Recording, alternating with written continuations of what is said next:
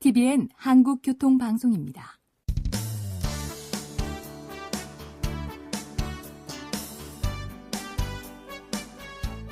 한문철 변호사의 교통사고 솔루션.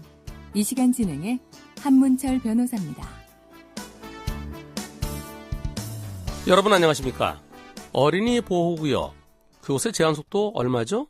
30! 그러신 분도 계실 텐데요.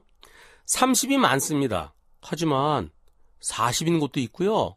50km인 곳도 있고요. 시속 60km인 곳도 있습니다. 아니, 어린이 보호구역인데 제한속도가 시속 60이라고? 그런 게 어딨어? 이상하게 생각하는 분들도 계실 텐데요. 그런 곳이 있습니다. 저희 동네도 60으로 돼 있어요. 남부순환도로가 넓습니다. 왕복 7차로? 왕복 8차로인가요? 넓어요. 그런데 그 넓은 도로랑 바로 담을 놓고 초등학교에 있어요. 그 넓은 도로에 초등학교가 바로 옆에 있다고 해서 시속 30으로 하면은 차들 중간에 흐름이 끊겨지겠죠. 따라서 넓은 도로에 바로 옆에 초등학교가 있을 때는 제한속도가 어린이 보호구역이지만 60인 곳도 있고 50인 곳도 있습니다.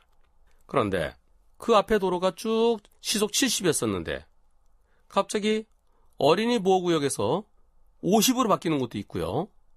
또는 차량들이 많지 않으면 40으로 바뀌는 곳도 있는데 얼마 전에 그런 사고가 있었습니다.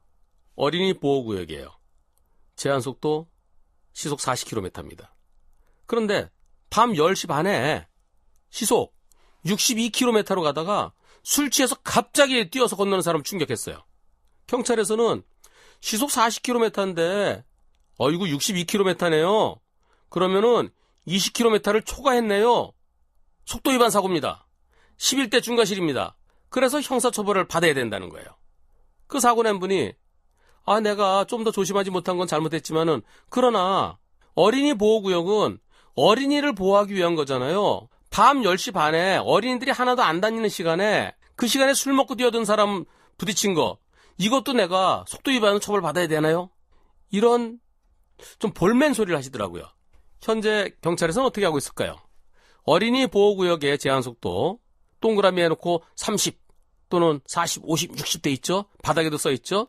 경찰은 24시간 적용하고 있습니다. 하지만 문제점이 없는 건 아니죠. 다음 시간에 살펴보도록 하겠습니다. 고맙습니다. 이 프로그램은 팟캐스트와 유튜브를 통해 다시 들을 수 있습니다.